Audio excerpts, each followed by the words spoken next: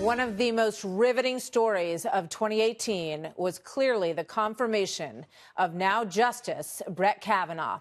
What seemed like a smooth path to the bench was rocked by 30-year-old allegations of sexual misconduct when a letter surfaced months after it was sent to Capitol Hill. The vote was to be razor tight, and in the end, it came down to one woman. Senator Susan Collins from Maine. She voted yes and gave a speech that was heralded as one of the best ever in the history of the deliberative body. But the untold story here is what Susan Collins endured on the way to that moment.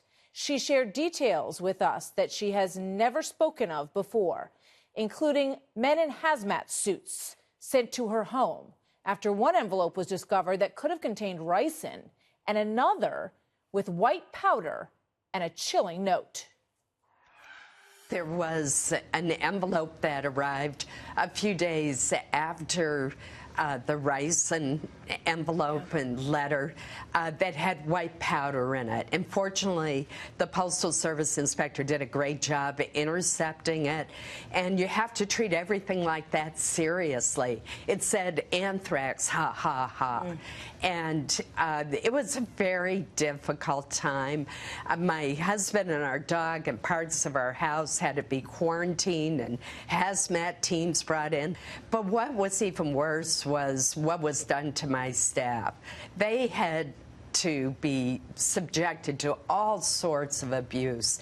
A 25-year-old caseworker on my staff who deals with Social Security problems and the VA and immigration answered a call in which the man told her that if I voted yes for Justice Kavanaugh, that he hoped she would be raped and impregnated. And unfortunately, I've lost that staffer. She just could not take the tremendous abuse that was heaped upon them. I listened to some of the phone call messages that you received.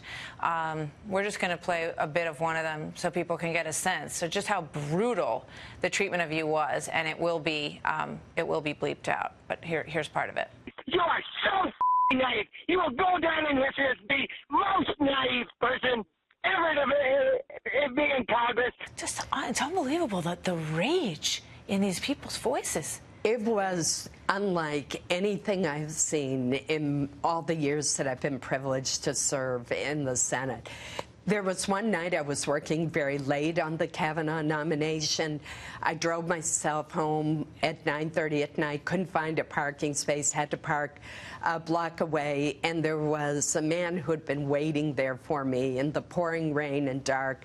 I look around the streets, there's nobody else out, and he follows me to my house, starts screaming at me, shines a flashlight in my eyes, turns on a camcorder, and it was frightening.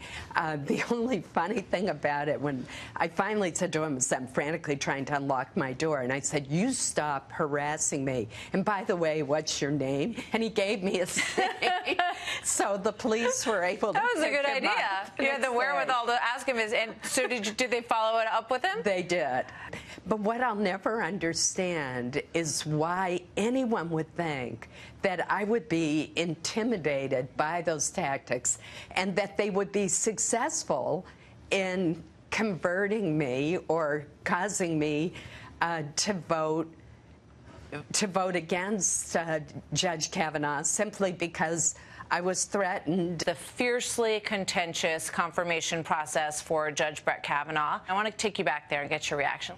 The whole stage for this very dysfunctional circus that occurred in this nomination was set when Chairman Grassley tried to give his opening statement. An exciting day for all of you here. Mr. Chairman. And you're rightly proud Mr. Chairman, of if we cannot be recognized, I move to adjourn.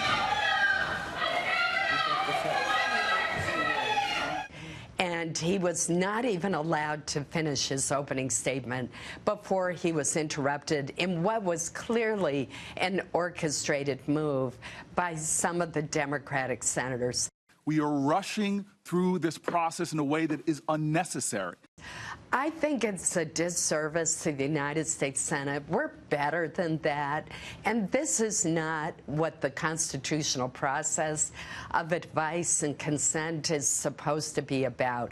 I can only hope that this represents rock bottom in what has been a steady decline in the dignity and decorum of the nomination process for Supreme Court nominees over the past 3 decades. I was pushed onto the bed, and Brett got on top of me. I believed he was going to rape me.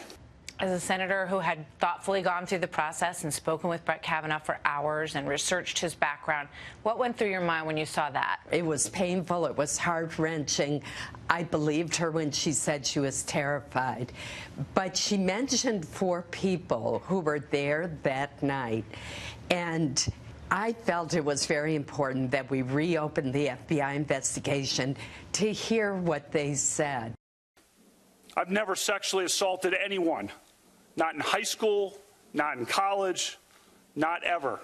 When I heard Brett Kavanaugh's rejoinder to it, I heard a man with great anguish and anger who felt falsely accused. So I felt that Dr. Ford certainly had endured a sexual trauma or some sort of traumatizing incident that had upended her life.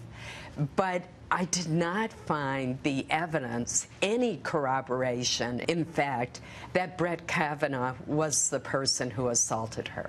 Some of your colleagues said that when they watched his reactions, they felt that his temperament was not appropriate for a Supreme Court justice, and they referred to moments like this. So you're saying there's never been a case where you drank so much that you didn't remember what happened the night before or part of what happened? You're asking about, blackout. I don't know. Have you? Could you answer the question, Judge? That's not happened. Is that your answer? Yeah, and I'm curious if you have. I have no drinking problem, Judge. Yeah, nor do I. Did you ever find his responses to be inappropriate in that hearing? That was inappropriate. We have to remember that it wasn't just Dr. Ford's accusations, but these outlandish accusations brought by Mike Avenatti and Julie Swetnick that accused him of drugging girls, teenage girls, so that he could participate in gang rape. So I think the anger and angst that he felt and anguish about that made him less temperate than he should have been in that response. What was it like? You and Lisa Murkowski sort of always seem to fall into that basket of the moderate Republicans that everyone looks to when these big votes happen. She decided that she could not be a yes. We're very good friends. I had talked to her the morning of the vote, of the first vote to invoke cloture. And then she was still undecided. We sit together on the Senate floor, and she came onto the floor and sat down. And she turned to me, and I thought she said, "I've decided I can vote for him." I misheard her. So I smiled widely, and I said, "Oh, I'm so relieved that we came to the right conclusion, and that we came to the same conclusion." And she said, "You misheard me." I said, "I cannot vote for him." And I'm sure my face fell, but it has not in any way affected our deep friendship, and I respect her opinion, even though I reached a different conclusion. The politically charged atmosphere surrounding this nomination has reached a fever pitch. I know you put a lot of time and thought into the speech that you gave, and it got pretty much everybody stopped, I think, in the country and watched because they didn't know what your final decision was and how you had decided to vote. We must always remember that it is when passions are most inflamed that fairness is most in jeopardy. That line got a lot of attention. Well, I felt so strongly that we were really at a critical point for our country. And if the Senate confirmation process is not a trial, but there are certain standards that we have to abide by. And if we were going to throw overboard the presumption of innocence, despite the complete lack of corroborating evidence, even from Dr. Ford's best friend, and if we were going to dispense with fairness, the rule of law, and due process, I really feared for what our country would become and whether anyone would be willing to put their name forth for public service. Who would go through that? Have you spoken with him since you gave your famous speech? I have not. I've gotten one text message from him right after it, in which he said that he would work hard to make me proud and the American people proud. Do you think it is rock bottom? I mean, you know, as Claire McCaskill said, and I think she was sending a message perhaps to her fellow Democrats, that this isn't getting us anywhere, folks. I was so glad when Claire spoke up, because I think it hurt her. I think it hurt Joe Donnelly and Heidi Heitkamp, who also lost their seats, not because of their votes so much, but because of the spectacle and the unfair treatment of both Judge Kavanaugh and Christine Ford, who asked specifically that her allegations be kept confidential and be handled in a closed session. You went to St. Lawrence University, as did I.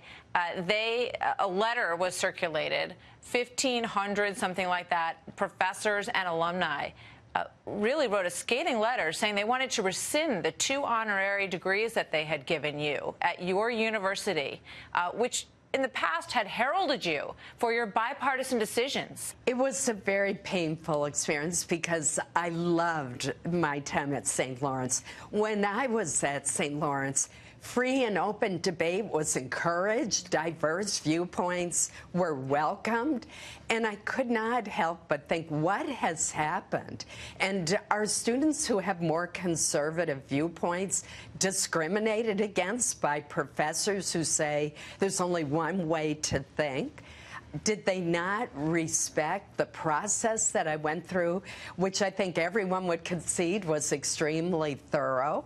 And it made me wonder if our liberal arts colleges are no longer bastions of free speech where people can engage in healthy debate and bring differing viewpoints to the table. That's what a liberal arts college and education is supposed to be all about. And that's what it was like at St. Lawrence when I was there.